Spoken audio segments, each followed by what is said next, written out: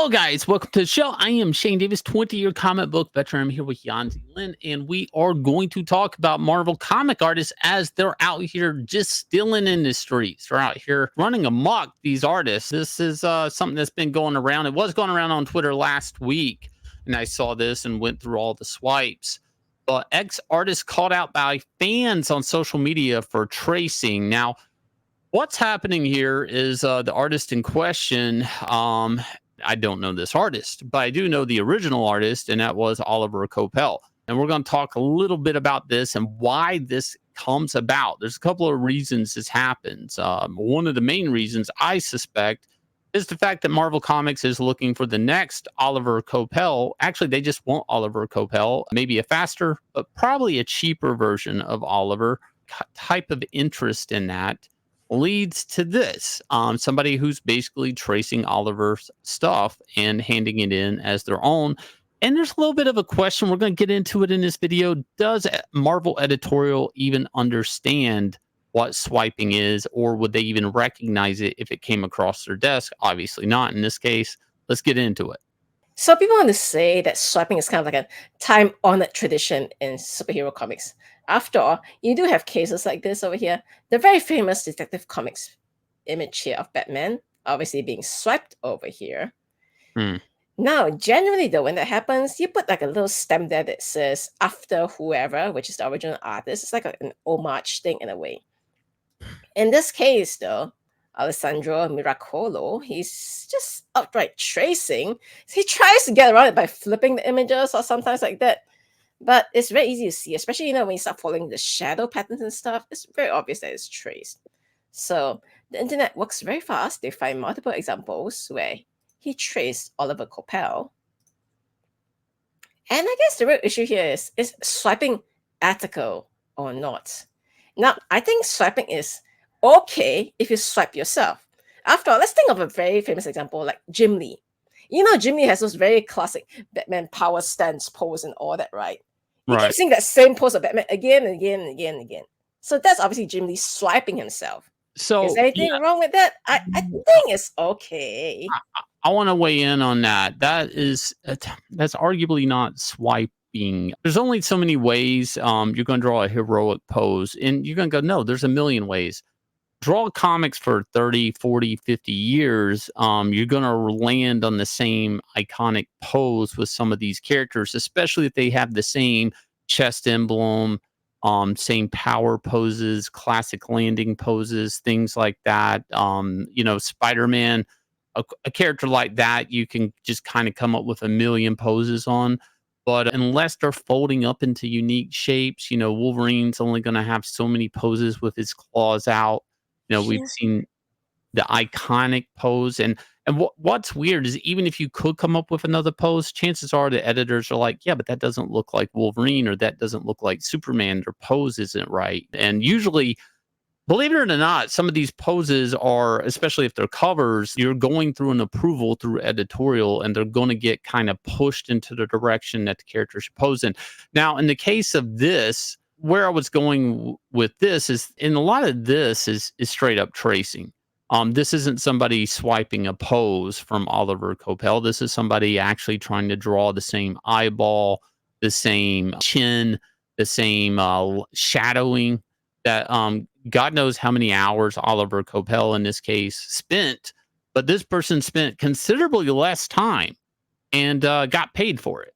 And that's where this becomes like very unethical. This is an artist stealing from another artist, in my opinion. And I can say that as a comic book artist.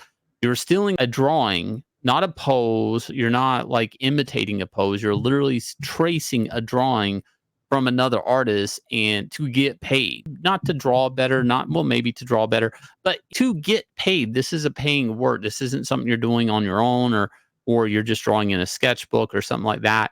It's very unethical. But I mean, again, to me, I'm kind of like, well, how did this come about? Obviously, and I've said in previous videos, I fear that the American comic book industry really isn't trying to develop new talent. This is kind of part of the evidence of that. Obviously, this person's hired because they draw like Oliver Coipel.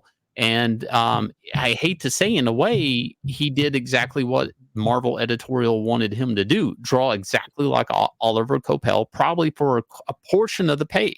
And why wasn't Marvel editorial fixing this? Do they not care? That's possible. Were they not knowing that it was the editor in case here never read this Oliver Coipel stuff? And some of the artwork there that's being swiped is actually from Avengers versus X-Men, from my recollection. And any Marvel editor working on X-Men or Avengers should be in the know about that book. Now, this isn't the first time that people in comics have swiped. Obviously, we're going to have to mention Greg Land here, as Greg Land is known for what some people would say is swiping / tracing photo reference.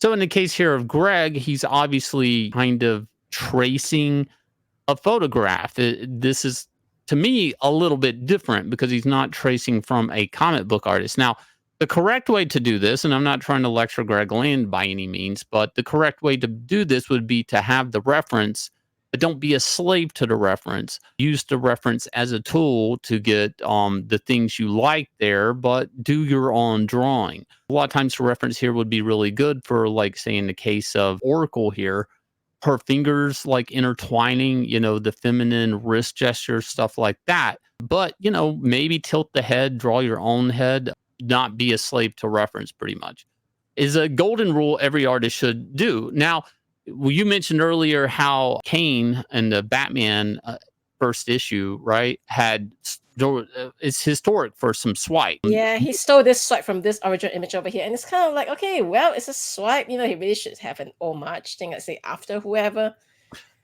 Sure, except he doesn't want to share credit. So the problem with this is, in this example, and the reason I hate this example as a comic book artist, is just because somebody did something wrong in the past doesn't mean it's okay for somebody to continue to do that in the future. That doesn't mean like that's the foundation. Those are the rules, guys. You can do this and get away with it and actually become like world famous for creating the most popular, iconic superhero out there. That doesn't mean that you should go out here and swipe from other artists. But even in this case, this isn't as egregious as the crime committed in the examples we're seeing, because as you can see, Batman's got his arm tucked in. He's got another guy in a headlock there. It's kind of compositionally the same, but the person is still drawing on top of it and tweaking and changing it. In the case of the stuff Marvel's publishing today, and I'm not even sure if Marvel cares. I mean, I think Marvel cares when it gets called out and they're caught, but I know how Marvel editorial works, and they want the best at the cheapest price, to the point that they go around the world looking for artists in different economies to take advantage of, like, the exchange rate. So to them, I mean, you guys bought it, and as long as you'll continue to buy it, there's no problem. They don't really care if they're ripping off Oliver Coipel, because they already paid Oliver. And Oliver might not be picking up the phone for the rates that they're willing to pay. So F Oliver, and let's just trace his own artwork. I mean, I hate to tell people that might be the case here, because they're obviously hiring this artist because he draws like him. That is a very weird gray line, meaning, like, if I say I like Jim Lee, and I can't afford a Jim Lee piece. I see his commission list. I can't afford that. But there is this guy out here that draws exactly like Jim Lee, but it's not Jim Lee. Is he swiping? Not yet, but he's so close. At first glance, you think it's Jim Lee. Even signs his name almost like Jim Lee. I go hire that guy. Why didn't I just go? I mean, I'm really trying to slight Jim Lee in a weird way. Now, obviously, a lot of artists can be influenced by styles, but this guy isn't even trying to put his own twist on this in a way. He's trying so hard to look like Oliver Coipel, he's straight up tracing him. Who's the guilty person here? Is it the artist? Obviously, the artist is guilty. I'm not so sure Marvel editorial kind of rooted this on and actually complimented him on the stuff he was turning in, or even, I hate to say, directed him to draw exactly like Oliver Coipel as closely as he could, to the point where they're like, can you make it look more like Coipel? I don't know, because I have heard stories, without going down names here and causing a ruckus, that back in the day when a lot of image creators left Marvel Comics, that certain comic creators were tasked and asked by Marvel Editorial to draw as close to Jim Lee as humanly possible. That's what they wanted, and that's why they were getting paid the big bucks, was to look as close to Jim Lee as possible. So in the corporate comics, they will try to steal from more popular artists or artists that used to work for them that no longer work for them anymore. Well, let's hope that after Marvel is called out, they would try to tell this guy not to swipe from Oliver Coipel anymore. But I think chances are they would say, you know what, you got caught already. Just keep doing what you're doing. And there you go. If you guys will, please go hit like, subscribe, ring the bell for notifications. Help this channel out. Also, Inglorious Rex 3 is getting ready to launch August 4th. Please go sign up for this campaign. Let's get going. Also, if you guys missed out on Inglorious Rex, we do have 1 and 2 up on our site where you can buy it and it ships out next day, and you can be all caught up on Inglorious Rex when Inglorious Rex 3 launches. I'm going to leave you guys with the trailer for this smash hit campaign getting ready to launch August 4th. We have raised over, I guess, $600,000 in Inglorious Rex 1 and 2 combined. So guys, thank you so much. And we are so like humbled that we're given the chance to do Inglorious Rex 3. Here you go. Here's the trailer.